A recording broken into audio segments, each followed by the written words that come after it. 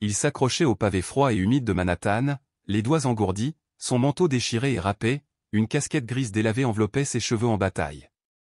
Personne ne le reconnaissait, il n'était qu'une ombre parmi d'autres se faufilant dans l'agitation de la ville. Il s'appelait Ézéchiel, même si le monde l'avait depuis longtemps oublié. Chaque nuit, il veillait silencieusement en face de l'hôpital pour enfants Roosevelt, observant les ambulances et les parents inquiets, les enfants transportés à l'intérieur et à l'extérieur, les yeux lourds de douleur et de peur. Il ne demandait jamais de monnaie, la charité ne l'intéressait pas. Il attendait. Cet après-midi-là, la pluie s'abattait sans pitié sur le trottoir, faisant voler les parapluies. Les taxis filaient sans ralentir, les gens se pressaient comme s'ils tentaient de fuir leur propre vie, jusqu'à ce qu'une élégante voiture noire s'immobilise. Le chauffeur bondit à terre, rajusta un costume sur mesure et ouvrit la portière à un homme d'une quarantaine d'années, qui portait un petit garçon emmailloté dans une veste bleue en velours. Les jambes de l'enfant pendaient sans vie, le visage du père était marqué par un chagrin si profond qu'il durcissait ses traits. Ézéchiel se leva, comme mu par une force supérieure. Il traversa la rue, trempé jusqu'aux os, et se tint devant eux, la barbe ruisselante, le regard calme et entendu. « Il n'a pas besoin d'une autre clinique, dit-il d'une voix rauque mais assurée.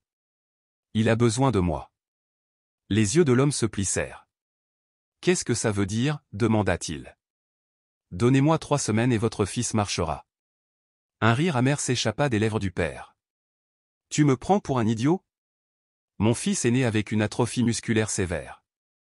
Nous avons essayé tous les spécialistes, toutes les thérapies expérimentales, et même l'envoyé à l'étranger.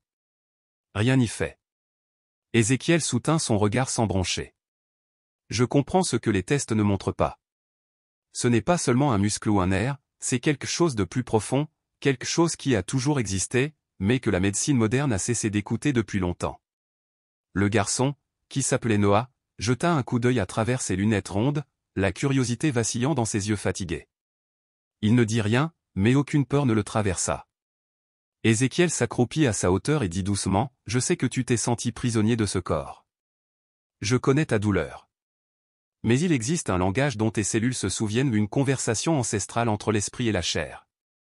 Si tu me fais confiance, je t'aiderai à le parler à nouveau. » Victor Marnier, le père du garçon et un titan de la technologie médicale, observa son fils puis cet inconnu débrailler, comme s'il cherchait des fils cachés, une caméra cachée, mais n'en trouva aucun. « Pas d'argent, pas de contrat, » poursuivit Ézéchiel à voix basse. « Juste 3 semaines. Ensuite, vous le verrez traverser cette pièce. » L'angoisse et le défi se lisaient sur le visage de Victor jusqu'à ce qu'enfin, voyant le regard plein d'espoir de Noah, il murmure « J'accepte. Mais touche un seul de ses cheveux. » « Je ne lui ferai aucun mal, » lui assura Ézéchiel en baissant la tête. « Je le libérerai seulement. » Ce soir-là, Victor conduisit Ézéchiel et Noah dans une maison isolée en bordure de Central Park ou une de ses résidences privées, calme et entièrement équipée, loin de l'éclat clinique des hôpitaux de la ville. Il proposa à Ézéchiel une chambre d'amis et regarda l'homme déballer un cartable cabossé, des carnets jaunis griffonnés de symboles, des fioles d'huile âcre, des pierres sculptées, des morceaux de tissu déchirés ou autant de reliques de savoir transmis par des lignées oubliées. À l'aube, Ézéchiel se glissa dans la chambre de Noah et le secoua doucement pour le réveiller. Le sourire endormi du garçon était fragile mais réel. « Aujourd'hui, nous commençons, » dit Ézéchiel en posant Noah sur une épaisse natte. Il demanda à l'enfant de fermer les yeux et d'imaginer le plus infime mouvement, un tressaillement d'orteils, une flexion de genoux, la douce respiration rythmée par l'image saisissante d'une marche dans une prairie ensoleillée. Pendant des heures, Noah retraça ses mouvements dans son esprit, tandis qu'Ézéchiel le guidait par des mots doux et des caresses. Depuis son bureau, Victor écoutait au téléphone les murmures perplexes de sa secrétaire. Il faisait les 100 pas, torturé par le scepticisme, ce n'était pas une thérapie, c'était une performance. Pourtant, à chaque fois qu'il retournait dans la pièce, il trouvait les larmes de Noah remplacées par des sourires hésitants. L'espoir vacillait là où il n'y avait que du désespoir. Les jours passèrent dans une routine disciplinée. Chaque matin, Ézéchiel guidait Noah dans des répétitions mentales, chaque soir, les rêves du garçon s'allégeaient. Le 5e jour, quelque chose changea. Tandis qu'Ézéchiel pressait le pied droit de Noah pour imaginer la pression sur le sol, les orteils du garçon remuèrent minuscules mais reconnaissables. Victor, qui observait par la porte, se figea, le souffle coupé. « Impossible, » murmura-t-il. « Ce n'est que le début, » dit doucement Ézéchiel. il poursuivit avec des massages soigneux, des encouragements chuchotés et des exercices qui brouillaient la frontière entre le corps et l'esprit, jusqu'à ce que les muscles de Noah commencent à répondre aux ordres silencieux qu'il avait imaginés. À l'aube de la 3e semaine, Noah se leva un matin et fit un pas. Puis un autre. Victor, tremblant, le guida jusqu'au centre de la pièce. La tête haute, le garçon marcha d'abord hésitant, puis avec une assurance grandissante sur le sol ciré. Les larmes jaillirent des yeux de son père lorsqu'il serra son fils dans ses bras. Plus tard, alors que le crépuscule tombait et que les lumières de la ville scintillaient, Victor et Ézéchiel se tenaient sur la terrasse surplombant Central Park. La voix de Victor tremblait d'émerveillement. « Comment, où as-tu appris ça ?» Ézéchiel leva les yeux vers les étoiles. « J'ai appris à écouter ce que nous ignorons tous, les murmures du corps, les souvenirs enfouis dans nos cellules, la résilience forgée par la souffrance. La société m'a mis de côté, mais j'ai entendu ces murmures. Et je me suis souvenu comment les exprimer. » Victor hocha la tête, impressionné et humble.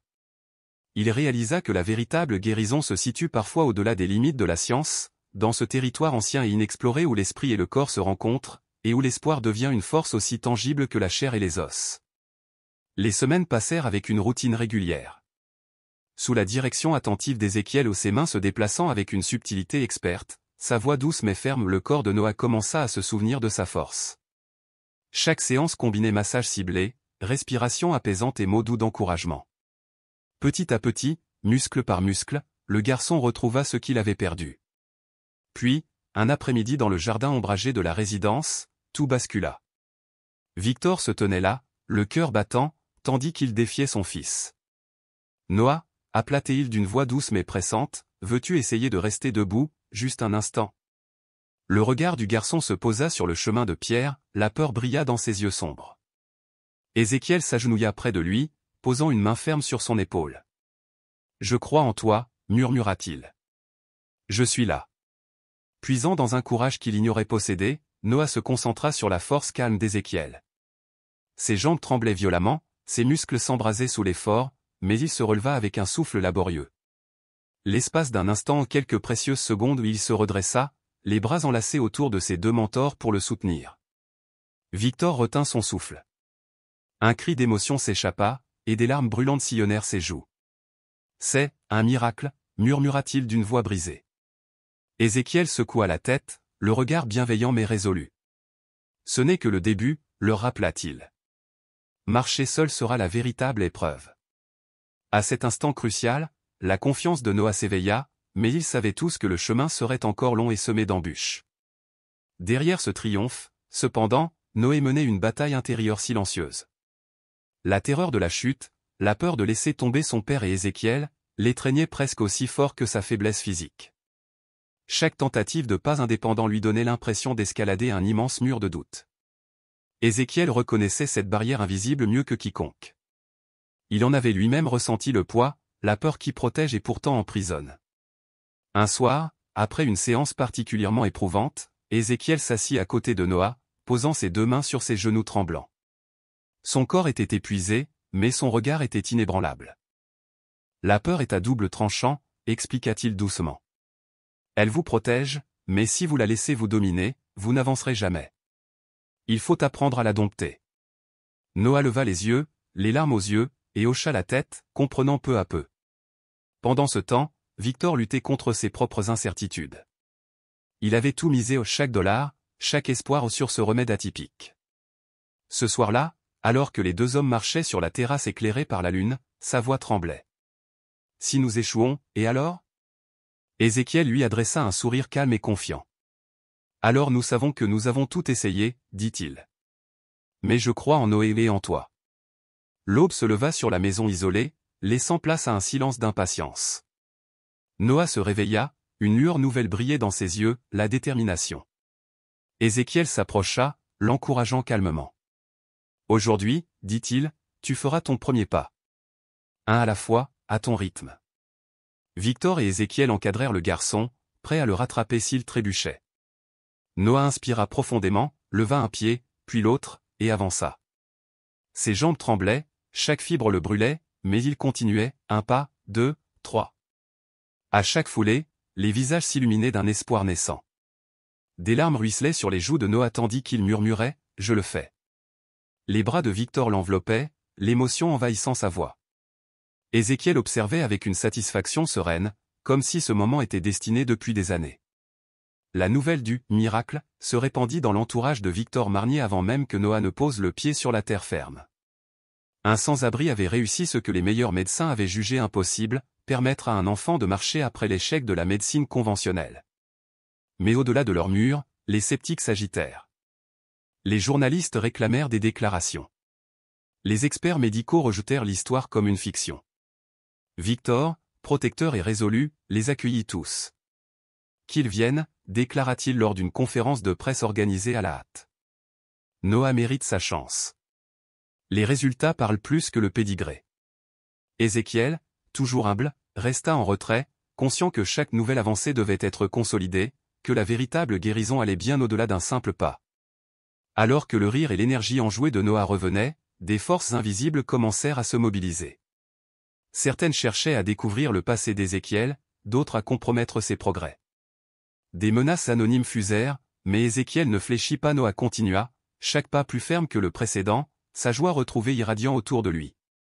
Puis une figure inattendue entra en scène, le docteur Alice Moreno, une neurologue respectée, connue pour son adhésion rigoureuse à la science et sa méfiance envers les thérapies alternatives. Elle proposa à Victor une étude approfondie et objective de la guérison de Noah. Désireux de valider le miracle, Victor accepta sans hésitation. Lorsqu'Alice rencontra Ézéchiel pour la première fois, la suspicion se dessina sur son visage, mais elle fut bientôt intriguée par son humilité méthodique. « Si c'est vrai, dit-elle, les yeux brillants, cela pourrait révolutionner la médecine. » Au cours des jours suivants, le docteur Moreno a observé chaque séance, sa tablette se remplissant de données, mesures, scanners cérébraux, tests de conduction nerveuse. Chaque résultat l'a stupéfié, des signes évidents de reconnexion neuronale et de réactivation musculaire défiant toute compréhension actuelle. Lors d'un symposium médical international, elle a présenté ses conclusions, « Ce que nous observons, a-t-elle déclaré, est sans précédent. Si cela se reproduit, cela pourrait remodeler notre approche de la réadaptation neurologique. » La réaction fut rapide. Les critiques lancèrent des articles cinglants. Les sceptiques exigeaient des preuves supplémentaires. Pourtant, l'élan de la vérité se révéla irrésistible. Des témoignages patients, des mesures précises et le triomphe visible de Noé commencèrent à renverser la situation. Malgré tout, Victor resta fermement aux côtés d'Ézéchiel, et le dévouement indéfectible des deux hommes nourrit le courage de Noé. Leur parcours, la foi d'un guérisseur sans abri, la détermination farouche d'un enfant et l'amour indéfectible d'un père avaient repoussé les limites de la science. Mais le véritable combat pour l'acceptation ne faisait que commencer. Victor est monté sur scène lors d'une conférence internationale, la voix pleine de conviction. Ce miracle est la preuve vivante que la compassion, l'écoute attentive et une foi inébranlable en nos semblables ont le pouvoir de transformer des vies, a-t-il proclamé, le regard brillant de passion. À ses côtés se tenait Ézéchiel, toujours humble, rappelant discrètement à l'assemblée que la véritable guérison ne naît pas seulement des interventions médicales, mais aussi du plus profond du cœur humain.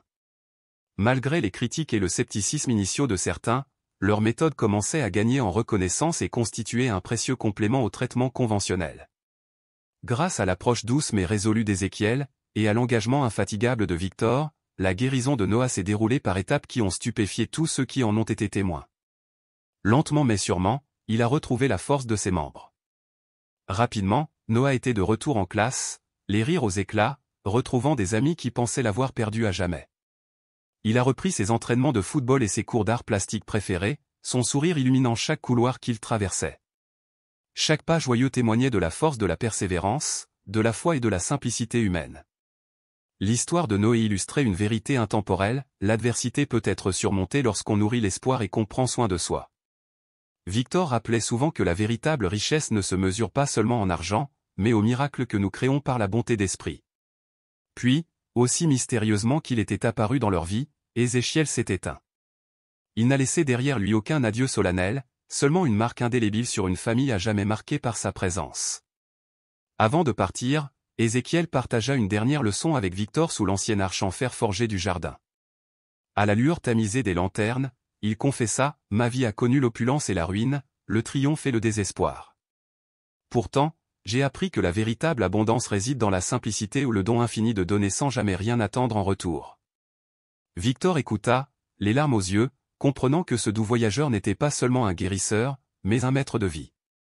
Une main chaleureuse posée sur l'épaule de Victor, Ézéchiel murmura, « Prends soin de Noé, et n'oublie jamais que les miracles surviennent souvent au moment où on s'y attend le moins. » Puis il disparut dans la nuit, laissant derrière lui un sentiment d'émerveillement qui persista longtemps après que sa silhouette se fût estompée. Au fil des mois, le parcours miraculeux de Noah a eu un écho bien au-delà de sa ville natale. Les écoles l'ont invité à parler d'espoir, les hôpitaux ont diffusé son histoire comme une source d'inspiration, même les équipes de télévision sont venues immortaliser son sourire éclatant et son courage inébranlable. Il est devenu la preuve que ce qui semblait autrefois impossible pouvait, avec soin et conviction, devenir réalité. Inspiré par la transformation de Noah et la philosophie d'Ézéchiel, Victor a fondé une organisation caritative dédiée au soutien des enfants handicapés par le biais de thérapies holistiques et bienveillantes. Sous sa bannière, les jeunes patients ont trouvé non seulement un traitement médical, mais aussi un soutien émotionnel et un sentiment d'appartenance à la communauté. Noah lui-même, rêvant grand, s'est juré d'enfiler un jour sa propre blouse blanche et de devenir un médecin qui perpétuerait les mêmes miracles de cœur qu'il avait ressuscités. Par un après-midi ensoleillé dans le parc de la ville, grand et confiant, Noah rencontra Lina, une jeune fille pleine d'entrain dont le regard brillant brillait de détermination malgré ses propres difficultés physiques. Leur amitié naquit instantanément. Ils échangèrent leurs rêves et leurs doutes, unis par la conviction commune que les limites ne sont là que pour être surmontées. Témoin de cette connexion, Victor lança un programme innovant alliant thérapie de pointe et soutien humain indéfectible, une initiative visant à nourrir à la fois force et courage. Ensemble, Noah et Lina sont devenus d'ardents défenseurs de l'inclusion. Ils ont pris la parole lors de conférences, exhorté les législateurs à adopter des politiques plus justes et mené des campagnes publiques qui ont transformé la vision de la société sur le handicap. Leurs victoires personnelles ont donné naissance à un mouvement collectif, une nouvelle génération s'opposant aux barrières de l'incompréhension et des préjugés. Des années de plaidoyer, de persévérance et de témoignages sincères ont culminé lors d'une soirée mémorable où Noah, autrefois un garçon paralysé, a été honoré lors d'une cérémonie prestigieuse.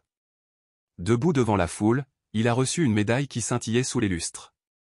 Tandis que Victor le présentait, la fierté transparaissant dans chaque mot, Noah s'est levé sans aide, un large sourire aux lèvres. « Ce que vous voyez ici ce soir dépasse le miracle », a-t-il déclaré. « C'est le triomphe de l'humanité sur l'adversité. Si je peux me tenir debout, marcher et rêver, c'est parce que des gens ont cru en moi quand je n'y croyais pas moi-même. Ne perdez jamais espoir. » Le temps s'écoulait, mais la mission de Noah ne s'est jamais affaiblie. Il a tenu sa promesse, devenant médecin spécialisé en réadaptation, consacrant sa vie à redonner espoir et mobilité à d'innombrables enfants. La fondation de Victor a prospéré, touchant des milliers de familles à travers le monde. Bien que la présence physique d'Ézéchiel ait disparu, sa sagesse subsistait à chaque pas retrouvé, à chaque sourire joyeux renaissant. Ainsi se déroule l'histoire d'un guérisseur errant et d'un garçon autrefois paralysé qui a retrouvé la marche, un héritage de foi, de compassion et de l'extraordinaire pouvoir du cœur humain. Puisse leur histoire vous inspirer à croire en l'inattendu, à faire preuve de bonté sans réserve et à partager le don de l'espoir partout où vous allez.